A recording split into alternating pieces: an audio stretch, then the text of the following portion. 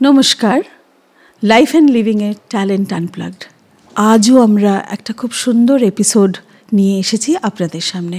যেহেতু আমাদের এই এপিসোডগুলো ট্যালেন্ট নিয়ে, সেই জন্যে আজকে দুজন ট্যালেন্টেড মানুষ আমাদের সামনে আছেন। রাজশ্রী দেবরায়, নমস্কার। আর সঙ্গে আছে শ্রীমতী মৌমিতা কুণ্ডু। নমস্কার। অনেক দিন ধরে একটা মাথার মধ্যে এরকম কিছু চলছিল যে আমরা গান নিয়ে তো প্রত্যেকটা প্রোগ্রামই হয়, সব জায়গায় হয়, কিন্তু এরকম একটা প্রোগ্রাম যে একটা পার্টিকুলার একটা রাগ বেসড একটা প্রোগ্রাম হবে। তা আজকে আমরা চুজ করেছি ইয়মন রাগের ওপরে আজকে আমাদের গান এবং কথা। তো অন্য রকমের জিনিস হতে চলেছে এবং আমার মনে হয় this is something new, the new concept, যেটা আমরা করিনি। আমি অন্তত লাইফ অ্যান্ড লিভিংয়ে এখনও অবধি করে উঠিনি। হ্যাঁ, সুনিতাদি, যেরকম তুমি বললে, গানের অনুষ্ঠান তো হয়, গানের আড্ডাও হয়, কথাবার্তাও হয়, কিন্তু আজকে পুরো ব্যাপারটার মধ্যে একটা পার্টিকুলার একটা রাগ, ইয়মন রাগ বেঁধে দেওয়ার যে ব্যাপারটা, এটা বেশ ইন্টারেস্টিং। কাজটা আগেও হয়েছে, কিন্তু আমরা আমাদের মতোভাবে চেষ্টা করছি। আশা করছি ভালো লাগবে। ধন্যবাদ সুনিত্রাদি এরম একটি রাগ বাছার জন্য। আর এটা যেহেতু আনপ্লাগড, আমার মনে হয় এটা অনেক বেশি সুযোগ এবং সুবিধে দেবে, বিশেষ করে আমাদের রাগ ইয়মন বা ইয়মন কল্যাণের চলনটাকে নেওয়ার জন্য। কারণ আমরা নিরে গা যেই ধরি, সঙ্গে সঙ্গে অনেক রকম গানের সমাহার মাথার মধ্যে ঘোরে। তো অনেক অনেক ধন্যবাদ আমাদের দুজনকে ডাকার জন্য, এরম একটি রাগ উপহার দেওয়ার জন্য, যাতে আমরা এই মুহূর্তে আমাদের জার্নিটাকে এগিয়ে নিয়ে যেতে পারি। একটা যেহেতু আজকের কনসেপ্ট আমরা রাগ এবং সাথে সাথে তার গান, সেই পার্টিকুলার রাগের ওপরে, এবং তার সাথে সাথে কথাবার্তা, কারণ যারা এসছেন, যারা এখানে ট্যালেন্ট আনপ্লাগডে এসছেন, এখানে তো একটা প্ল্যাটফর্ম, এই প্ল্যাটফর্ম দিল্লি এনসিআরের যত মানুষ, এটা তাদের জন্য। এবং দিল্লির বাইরের থেকেও যদি কোনো মানুষ কখনো তারা ইন্টারেস্টেড হন, ডেফিনেটলি এটা তাদের জন্য। যারাই দেখছেন এই শো, তাদের যদি মনে হয় যে আমরা অনেক দূরে আছি, but we will try to connect, আমরা এখানে আসতে চাই, সেটাও তাদের জন্য। তোমার ছোট্ট করে একটু তোমার জার্নিটা বলো না, গানের জগতে কিভাবে ঢুকলে মৌমিতা? আমার গানের জগতে ঢোকা ছোটোবেলা থেকে বলতে পারো। ক্লাস 3-তে পড়ি, যেরকম হয় আমি কলকাতায় জন্ম এবং বড় হওয়া। পড়াশুনোর সাথে সাথে কলকাতার বাড়িগুলোতে জানোই একটা গানের চর্চা বা চলন থাকে, বাঙালি পরিবারে একদমই তাই, মধ্যবিত্ত বাঙালি পরিবার আমাদের, সুতরাং গান বাজনা আমাদের জীবনের পাথেয়। তো সেই সুবাদেই আমার ক্লাসিক্যালের জার্নি শুরু। খুব ছোটোবেলায় থেকে বেশ অনেকটা বয়স পর্যন্ত শাস্ত্রীয় সঙ্গীতের হাত ধরে এগিয়ে চলা, এবং তার সাথে সাথে বিভিন্ন জনরার গান বলতে পারি, বিভিন্ন ধরনের, বিভিন্ন প্রকৃতির গান আস্তে আস্তে আমার জার্নিতে ইনক্লুড হতে শুরু করে। তার ভেতরে প্রধানত আমি বলবো নজরুলগীতি। এখানে আমি পুরবিদির কাছে শিখতাম, পুরবি দত্ত, এবং তারপরে আস্তে আস্তে জটিলেশ্বর মুখার্জি, যার কাছে আমি কিছু আধুনিক গান শিখেছি। এরমভাবে গুরগাঁওতে আসার পরেও আমার এই জার্নি অব্যাহত থাকে। আমি শিখতাম, এই মুহূর্তে নয়, কিন্তু বেশ কিছু বছর আগে পর্যন্ত আমি ক্লাসিক্যালি শিখতাম। এখন আকাশবাণীতে নজরুলগীতি গাইছি, আর বিভিন্ন জায়গায় যে যেরমভাবে ডাকছেন। দিল্লি এনসিআরে তোমাকে তো এখন অনেক দেখতে পাচ্ছি আমরা, এবং তুমি গান নিয়ে যে সুন্দরভাবে এগিয়েছো, এটা যে ছোটোবেলার থেকে তোমার একটা প্র্যাকটিস, সেটা তো আজকে শুনেই নিলাম। তাহলে রাজশ্রী, কিভাবে গানের জগতে আসা? আমার গানের জগতে জার্নিটার সাথে না আমার ফিজিক্যাল জার্নিটাও জড়িয়ে আছে, কারণ কোনো এক জায়গায় নয়, কারণ বাবা ট্রান্সফারেবল জবে ছিলেন। আমার জন্ম শিলচরে, খুবই ছোটো ছিলাম। আগরতলায় যখন গেলাম, আগরতলায় গান শেখা শুরু। তো ওখানে একটা মিউজিক কলেজ বলে একটা গভর্নমেন্ট ইনস্টিটিউট আছে, নামে কলেজ, বাট ওটা ছোটোদের জন্যও ছিল। তো সেখানে আমি এবং দিদি দুজনেই গান শিখতে শুরু করি। তারপরে যা হয়, কয়েকদিন শেখার পরে বাবা ট্রান্সফার হয়ে গেলেন গুয়াহাটিতে। তারপরে গুয়াহাটিতে গিয়ে খানিকটা হলো, কিন্তু গুয়াহাটিতে একটা নতুন চ্যাপ্টার আমার গানের বা গান বাজনা জগতে অ্যাড হলো। সেটা হচ্ছে আমার ওখানে ছোটো মেশো, উনি অল ইন্ডিয়া রেডিওতে তবলা শিল্পী ছিলেন এবং অনেক ইয়েতে বাজাতেন। তখন একটা ভাবনা এসেছিলো যে গান বাজনা থেকে ছেলেরা বোধহয় তবলাই বাজায়, একটা পুরুষালী ব্যাপার আছে ওরকম। তখন তবলা শিখলাম মেশো থেকে কয়েকদিন। তারপরে মেশো ট্রান্সফার হয়ে গেলাম। আমি বললাম না, প্রচণ্ডভাবে বহমান এবং চলমান একটা জার্নি। তো সেটা হলো, গান বাজনা চললো, শোনা চললো, প্রচণ্ডভাবে গান শোনা শুরু হলো। তারপরে যখন কলেজে গেলাম, হস্টেলে ছিলাম, তখন আমি একটা জিনিস রিয়েলাইজ করলাম যে কত বৈচিত্র্য আছে, কত ধরনের সঙ্গীত আছে। সেটা না, কলেজে যখন যাচ্ছি সাউথ ইন্ডিয়ার ছেলেরা রয়েছে, মিজোরামের ছেলেরা রয়েছে, বিভিন্ন জায়গার লোকজন, তো একটা না নতুন দিগন্ত খুলে গেল। অনেক গান যেগুলো আমরা আগে একটা টিপিক্যাল লিমিটেড জায়গার মধ্যে ছিলাম, অনেক ধরনের গান শুনতে শুরু করলাম। কনসিয়াসলি গান শেখার একটা ব্যাপার ছিল, সেটা থেকে শুরু করে আমি বেশ বয়সকালে একটু classical music, Hindustani classical music শেখার চেষ্টা করেছি, চেষ্টাই বলবো, পণ্ডিত বিনায়ক হেগড়ে থেকে। আর গিটারটা আমি শিখেছি, কারণ আমার মনে হলো যে আমি যে ধরনের গান গাইতে চাইছি, যদি একক গান গাই তালও দরকার, শুধু হারমোনিয়ামের তালটা ঠিক পাওয়া যায় না, তো গিটারটা আমি খানিকটা শিখেছি। আর আরেকটা জিনিস আমি মোটামুটি বাজাই, সেটা হচ্ছে বাঁশি, সেটা একদমই মেলা থেকে কিনে ওরকমভাবে। গানের পরিমণ্ডল যদি বলেন, আমার মনে হয় যেটা আমাদের বাড়িতে যেটা ছিল, সেটা সাংস্কৃতিক পরিমণ্ডলটা খুব স্ট্রং ছিল। বাবা নাটক করতেন, মূকাভিনয় করতেন, এবং বাড়িতে কোনো একটা সন্ধে বাবার বন্ধুরা এলো বা কিছু, একটা হারমোনিয়াম নিয়ে বসাটা একটা ছিল। তো ওই জিনিসগুলো কোথাও একটা ইনফিউজ হয়ে আছে, এবং দিন দিন ওটা আরও বাড়ছে। তাহলে আমরা চটপট আমরা যে ভাবনা চিন্তা করেছি সেদিকে এগোই। আমাদের আজকের ভাবনা হলো রাগ ইয়ামান। ইয়ামানের মধ্যে প্রচুর গান, মানে যত রকম হিন্দি সিনেমার ভালো ভালো গান বলো, ভজন বলো, সবই ইয়ামানে, বাংলা বলো, মানে ইয়ামান তো প্রথমেই মানুষের গলাতে প্রথমেই যে সুরটা, এবং গানে যখন মানুষ শিখতে যায়, গান শিখতে গেলে তখন ইয়ামানটাই প্রথম রাগ যেটা শেখানো হয়।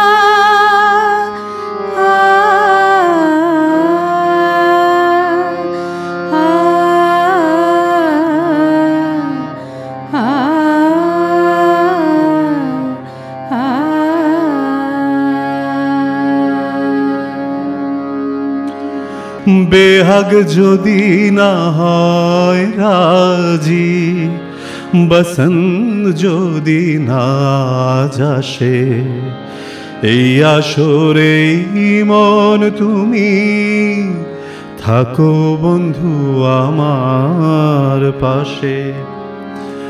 তোমার সুরের হাতটি ধরে চলো চলে যাই,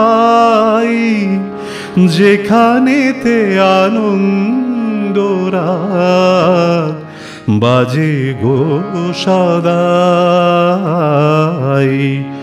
কথার ফুলে সুরের ভ্রমর, যেথায় মিলন সুখে হাসে, এই আসরে মন তুমি থাকো বন্ধু আমার পাশে।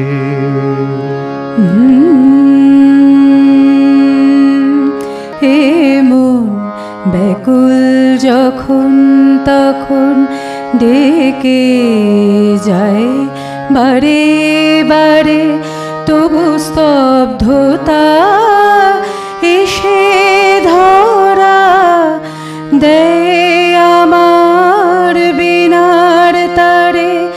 জানি না জানি না জানি না কি কারণ, জানি না জানি না জানি না কি কারণ।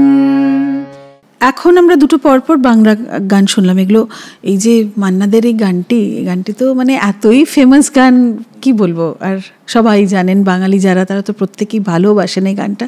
ডিফিকাল্ট আছে, সবাই গাইতে পারেন না। ইয়ামানের ওপরে কিন্তু অনেক ভজনও রয়েছে, অনেক রকম ঠাকুরের গানও রয়েছে, ভজন রয়েছে।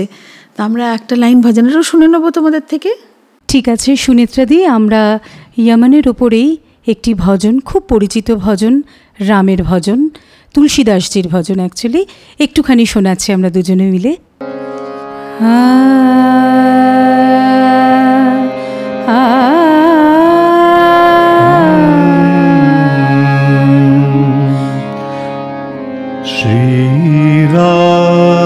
श्रीरामचन्द्र कृपालु भज मन हरन भव भया दारुणम्। श्रीरामचन्द्र कृपालु भज मन हरन भव भयो दारुणम्। नवकञ्जलोचन कञ्जमुखकर कञ्जपद कञ्जारुणम्। श्रीराम श्रीराम। আচ্ছা, এরপর গানই চলবে তো? তুমি হ্যাঁ, গানই চলবে। রাজস্বীদা, আমার একটা ছোট্ট বক্তব্য আছে। সেটা হচ্ছে, আমরা যখন রাগ ইয়মন বলছি, যেরকম প্রথম গানটি গাইলাম এ মন ব্যাকুল যখন, তখন নচিকেতার একটি খুব বিখ্যাত কম্পোজিশন। তো এখানে একটা ছোট্ট করে কথা বলার আছে। আমরা যখন রাগ ইয়মন বলি, তখন আমরা যে শুধু তীব্র মধ্যমে একটা গানের মধ্যে বেঁধে থাকি তা নয়, আমরা অনেকটা ইয়মন কল্যাণ রাগেরও আভাস এই গানটিতে পাই। সেক্ষেত্রে চলনটা একটু আলাদা হয়। মায়ের একটা তারতম্য শুদ্ধ মধ্যম এবং কড়ি মধ্যম বা তীব্র মধ্যম, এর একটু তফাৎ হয়। যদি তোমার মনে হয় যে আধুনিক গান বা সিনেমার গানে সেখানে সুরকাররা ওই লিবার্টিটা নেন to beautify the song even further, যেখানে হয়তো মেশাচ্ছেন বা কোথাও একটু বেরিয়ে যাচ্ছে, যেটাকে আমরা মিশ্র কম্পোজিশন বলে থাকি।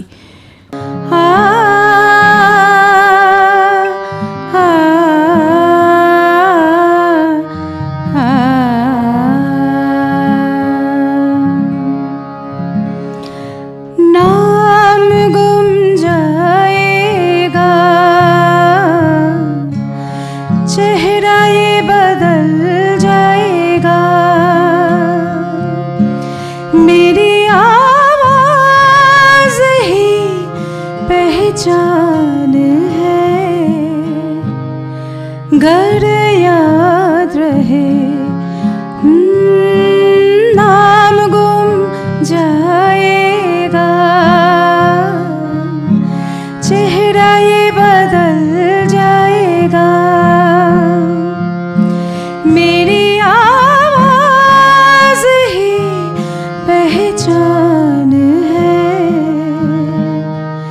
गर याद रहे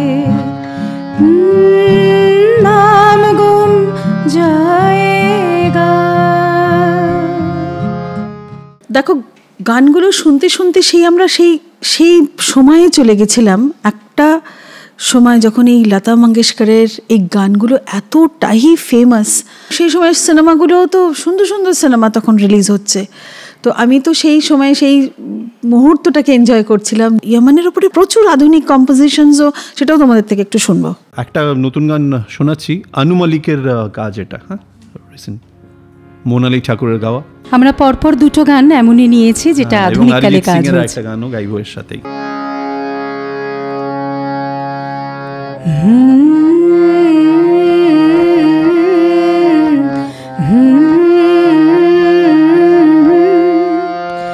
ये मोह मोह के धागे तेरी उंगलियों से जा उलझे, कोई टोह टोह ना लगे, किस तरह गिरह ये सुलझे।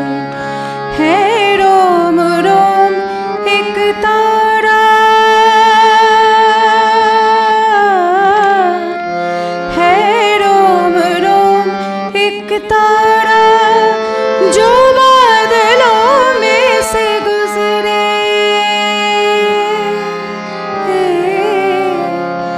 ये मोह मोह के धागे तेरी उंगलियों से जा उलझे।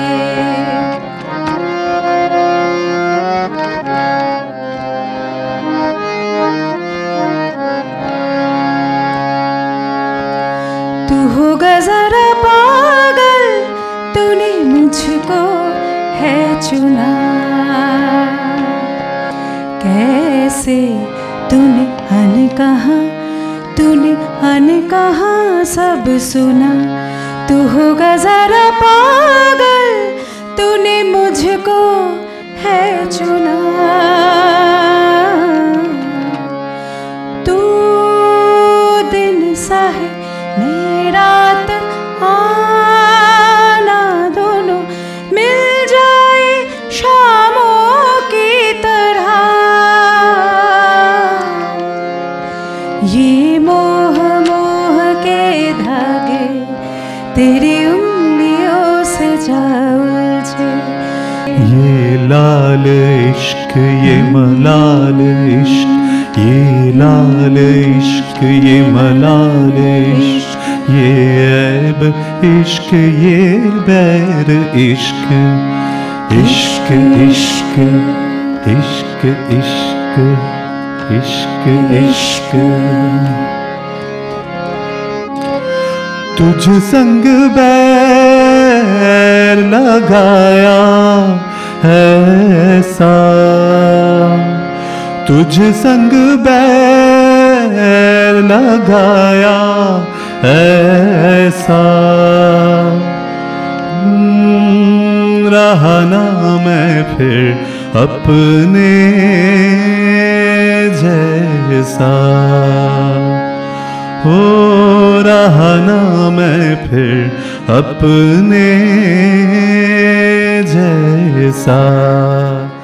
খুব সুন্দর, মানে এগুলো তো এখনকার গান, জাস্ট এই মোনালি ঠাকুর কিছু বছরই হয়েছে গেয়েছে এই গানটা, ভীষণ সুন্দর। আনু মালিকেরও যে কম্পোজিশনটা যে করেছে পুরো ভীষণ সুন্দর হয়েছে। গানটা তোমরা গাইলেও খুব সুন্দর করে। আচ্ছা আমাকে একটা কথা বলো, একটা জানতে ইচ্ছে করছে, তোমরা যে এখন দিল্লিতে, তুমি থাকো গুরগাঁও, তুমি থাকো নয়ডা, এটা এনসিআরেরই ব্যাপার হলো। আজকে তো যেহেতু আমরা এনসিআরের, দিল্লি এনসিআর বলে আমাদের প্রোগ্রামটা আমরা লঞ্চ করেছি, এটা দিল্লি এনসিআরই হচ্ছে। তুই মুদিখানে দিল্লি একদিকে, তুমি একদিকে রাজর্ষি, তো কিভাবে তোমরা একসাথে ইউনাইট হয়ে যে একটা প্রোগ্রাম করছো? এখন তো তোমাদের খুব দেখা যায় চারিদিকে তোমরা প্রোগ্রাম করছো, কিভাবে এটা সম্ভব হলো? এই যোগাযোগটা কখন হলো?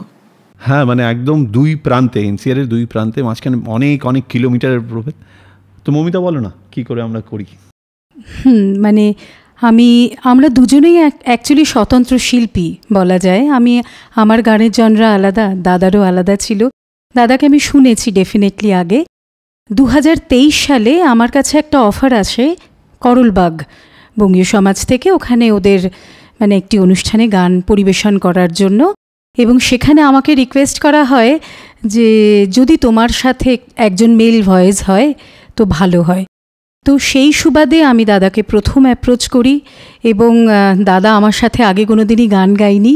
এটা আমার সৌভাগ্য যে দাদা রাজি হয়ে গেলেন, এবং আমরা খুবই অল্প সময়ের মধ্যে রিহার্স করে, মানে বেসিক্যালি একদিন করে আমরা অনুষ্ঠানটি করলাম, এবং অনুষ্ঠানটি জনপ্রিয়তা লাভ করে। এবং তারপর থেকে আমাদের এই জার্নি শুরু, লোকজন পছন্দ করেছেন এবং ডাকছেন।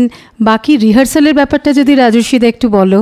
তো সেই মানে যেহেতু দূরত্বটা একটা বিরাট ফ্যাক্টর, তো সেখানে সবসময় যে সামনাসামনি বসে করা যায় তা নয়। তো সেখানে গুগল মিট বা ওরকমভাবে আমরা প্রাথমিক খসড়া যেটা, সেটা কিন্তু আমরা ওইভাবেই করি, কারণ প্রত্যেক দিন তো করা সম্ভব না, সবার কাজও আছে। করে তারপরে প্রোগ্রামের আগে আমরা মিউজিশিয়ানসদের নিয়ে হয়তো কোনো একটা জ্যাম প্যাডে বা কারো বাড়িতে সেরকম করে করি। তো সব রকমভাবেই মানে প্রচণ্ডভাবে আনকনভেনশনালিও অনেক কিছু করে করতে হয়। নেই করে 8-9টা অনুষ্ঠান হয়ে গেল, বলো মৌমিতা? হ্যাঁ, তা তো হয়েছে। তবে এইটুকু বলবো, কোভিডের সময় থেকে যেটা শুরু হয়েছিল তার ইউসেজ আমরা এখনও ধরে রেখেছি। এখানে দেখছি পুরোপুরি টেকনোলজির একদম পুরো মাত্রায় ইউজ করছো, কারণ গুগল মিটে করা বা জুমে করা এটা তো একটা থাকে, তবে ভালো, এত দূর থেকে আসা যাওয়া, দিল্লির যে ডিস্টেন্স সেটা তো সম্ভবই নয়। তো তোমরা যখন মানে দুজনে মিলে কাজ করছো, তোমাদের কোনো কনফ্লিক্ট হয়? কনফ্লিক্ট যদি বলি, হ্যাঁ কনফ্লিক্ট বললে কনফ্লিক্ট, গান সিলেকশন ডেফিনেটলি একটা ব্যাপার। তো গান সিলেকশনে আমরা একটা জিনিস সাধারণত করার চেষ্টা করি যে যারা মানে উদ্যোক্তা যারা, তাদের জিজ্ঞেস করি ঠিক কী ধরনের অডিয়েন্স তারা কী চাইছে। কারণ আমরা আমাদের মানে কমফোর্ট অনুযায়ী সিলেক্ট করলাম, নট নেসেসারি ওদের বিভিন্ন সময়ের অনুষ্ঠান, পুজোর অনুষ্ঠানে একরকম চাহিদা থাকে, সেটা থাকে, প্লাস একজন আরেকজনকে চ্যালেঞ্জও করা হয় যে এই গানটা হয়তো আমি কমফোর্ট জোনের বাইরে, ও বলছে না দাদা এটা তুমি করো, তো সেটাও একটা কিন্তু ওই কনফ্লিক্টে বেনিফিটও আছে ডেফিনেটলি। অনেক কিছু শিখতেও পারি আমরা যে একে অপরের সাথে করছি। আমার বেসটা টোটালি ক্লাসিক্যাল ছিল বা নজরুল গীতি গাইতাম, কিন্তু আমরা যখন দুর্গাপুজোর অনুষ্ঠান করছি তখন তো আর এগুলো গাইতে পারছি না, সেক্ষেত্রে অনেক নতুন ধরনের গান, ইভেন হিন্দি গানও করতে হচ্ছে। সেক্ষেত্রে রাজস্বীদার অনেকটাই অবদান আছে। তো সেই নিয়ে মেইন ইস্যুস গানের সিলেকশন, ক্রাউড কেমন সেটাও আমাদের মাথায় রেখে। আরেকটা কথা বলবো দাদা, যেটা আমাদের একদম ইমপ্রম্পটু, ওখানে দাঁড়িয়ে আমাদের একটা গান হঠাৎ করে সিলেক্ট করে দর্শক বা শ্রোতার রিকোয়েস্টে আমাদের করতে হয়, এবং সেইটা ঠিক কনফ্লিক্টের বিষয়ে যাবে না, সেটা আন্ডারস্ট্যান্ডিং বলতে পারি আমাদের, এবং ইমপ্রম্পটু ওটা আমাদের করতে হয়। এবং প্রচুর ক্ষেত্রে আমরা দেখেছি দর্শক শ্রোতা ভীষণভাবে নিয়েছেন, এমনকি উদ্যোক্তারাও নাচ করতে শুরু করেছেন। সেই পরিস্থিতি দিয়েও আমরা গেছি, যেটা আমাদের কাছে খুব আনন্দের বিষয়। যখনই কোনো মানুষ প্রোগ্রাম করে তখন কিন্তু এই ধরনের ব্যাপারগুলো না হলে কিন্তু জিনিসটা দল বলো, একটা সংগঠন বলো, বা ডুয়েট যারা করছেন তাদের দুজনের মধ্যে মতবিরোধ অনেক রকমের থাকে, তো এটা খুব দরকার। তো এইখানে আমার তো মনে হয় তোমরা খুব সুন্দরভাবে চলছো, এগোচ্ছ। গজলটা কিন্তু এখনো ইয়ামান রাগের উপরে গজলটাতে আসেনি, একটা গজলের কয়েকটা লাইন হোক না। रंजिशी सही दिल ही दुखाने के लिए आ, रंजिशी सही दिल ही दुखाने के लिए आ, रंजिशी सही आ फिर से मुझे छोड़ के जाने के लिए आ, रंजिशी सही दिल ही दुखाने के लिए आ,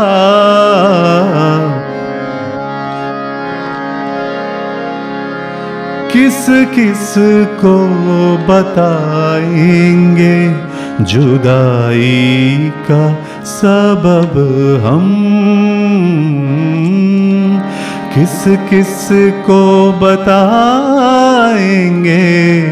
जुदाई का सबब हम। तू मुझसे खफा है तो ज़माने के लिए आ, रंजिशी सही दिल ही दुखाने के लिए आ,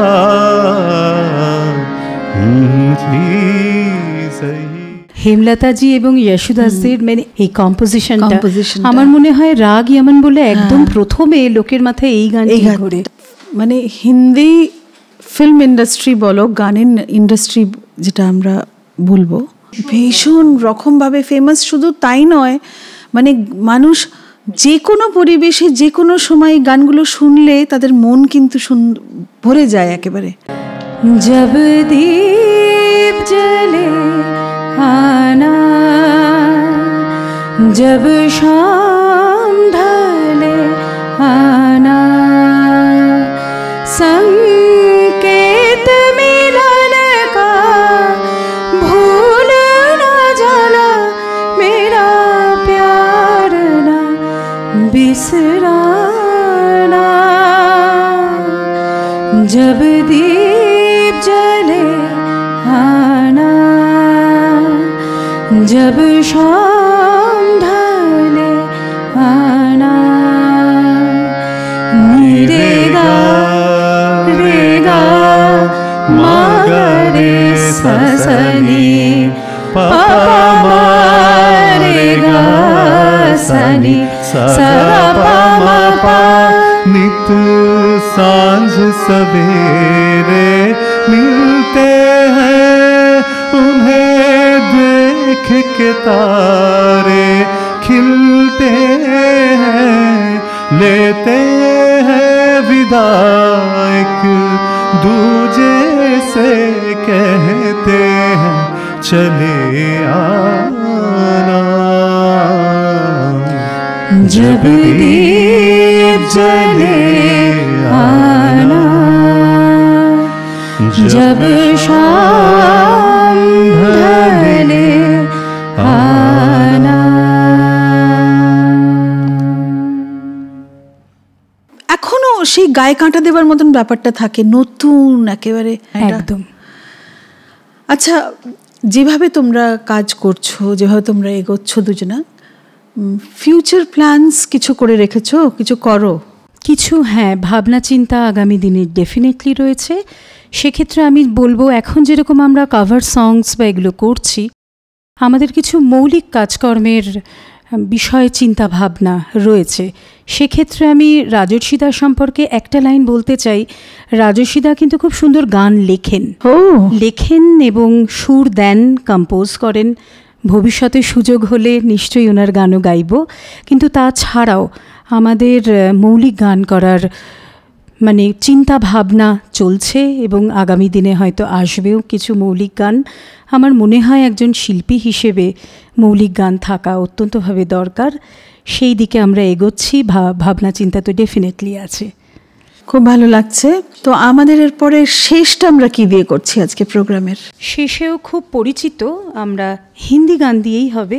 কিন্তু আমার মনে হয় একদম শেষ, যখন এপিসোডের শেষে চলে এসেছি, এই গানগুলো সবাই গাইতে পারবেন আমাদের সাথে।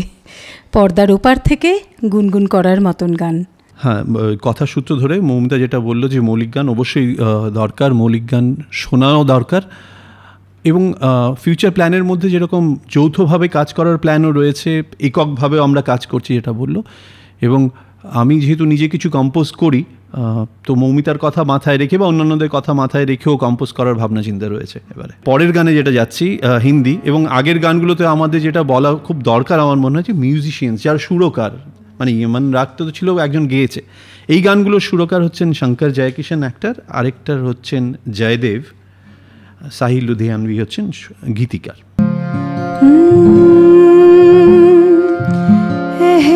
एहसान तेरा होगा मुझ पर, दिल चाहता है वो कहने दो मुझे, तुमसे मोहब्बत हो गई है मुझे, पलकों के छाँव में रहने दो, एहसान तेरा होगा मुझ पर।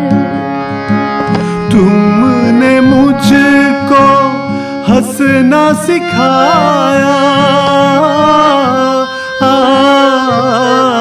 तुमने मुझको हंसना सिखाया, रोने कहोगे रो लेंगे हम, आंसू का हमारे गम न करो, वो बहते हैं तो बहने दो मुझे, तुमसे मोहब्बत हो गई है मुझे, पलकों की छाँव में रहने दो, एहसान तेरा होगा मुझ पर। এবার যেহেতু অনুষ্ঠানের একদম শেষ গান, শেষের সময় সবাই বোধহয় এটাই বলবে, আশা রাখি আমরা যারা শুনছেন তারা এটা বলবেন, अभी न जाओ छोड़ कर के दिल अभी भरा नहीं, अभी ना जाओ छोड़ कर के दिल अभी भरा नहीं,